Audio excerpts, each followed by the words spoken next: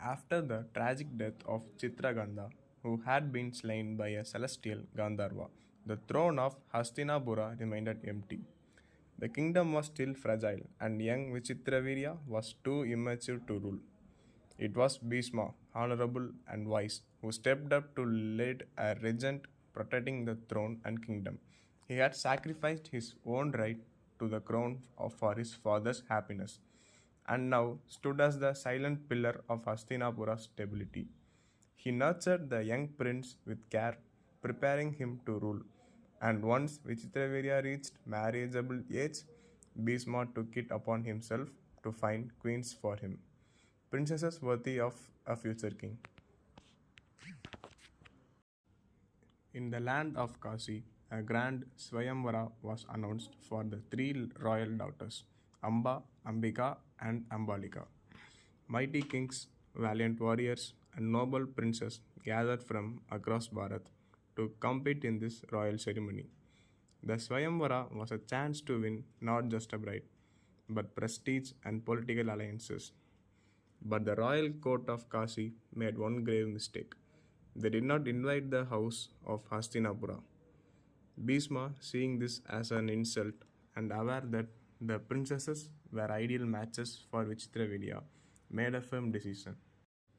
Bhishma stormed into the Swayamvara, not as a suitor, but as a warrior on a mission. He declared his intention to take the princesses of Kasi for Vichitravirya and challenged anyone who dared to stop him. The hall erupted in rage. Kings mocked him. How could a celebrate warrior one had forsaken marriage forever even be present here? But Bhishma was no ordinary man. With the fury of a storm, he overpowered the gathered kings, shattered the pride, and defeated them in battle. Victorious, he lifted three stunned princesses into his chariot and rode away, his vow unbroken and his purpose clear. The people of Kashi were shocked. The Swayamvara had turned into a battlefield. Yet Bhishma's act, though bold, was rooted in Dharma. He sought queens for the legitimate king of Hastinapura. Amba, the eldest, sat in the chariot trembling, not from fear, but from heartbreak. She had already given her heart to King Salva. Ambika and Ambalika, younger and unaware of their fate, silently watched the horizon as they were carried away from their homeland.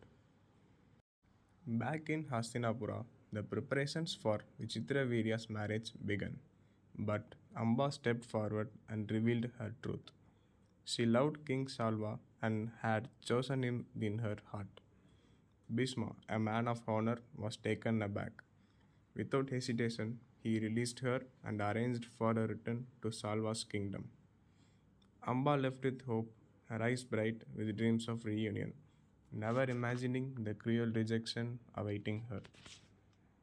When Amba reached Salva, he found a man broken by defeat and consumed by pride.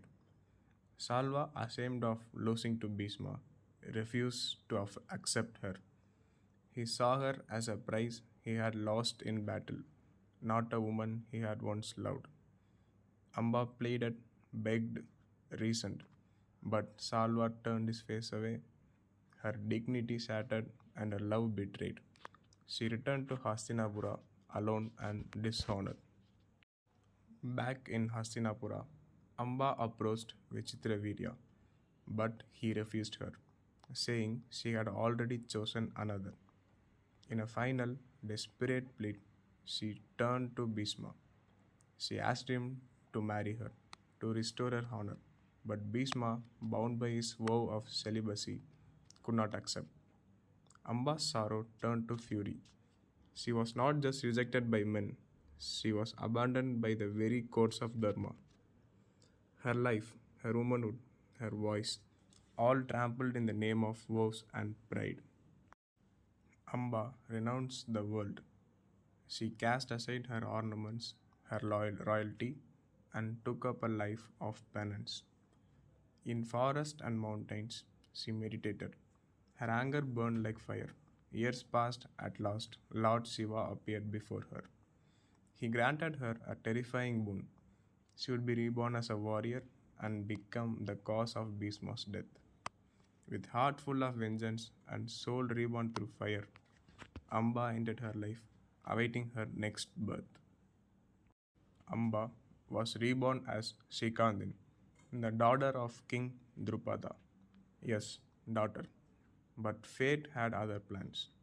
Remembering her past life, Shikandin was raised as a son, and through trials, transformations, and divine intervention, Shikandin eventually became a man, a warrior trained in the art of battle.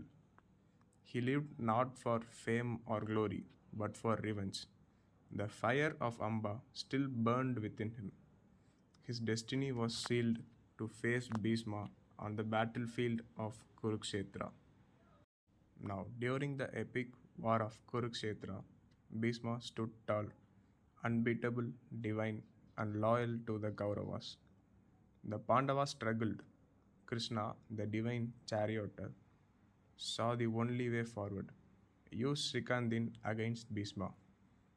Bhishma had vowed never to raise weapons against someone born a woman.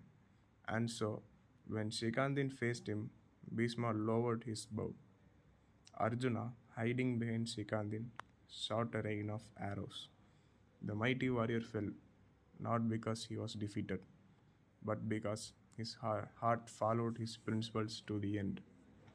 As he lay on a bed of arrows, he looked at the sky and said, "These are Arjuna's arrows. I die with honor and peace."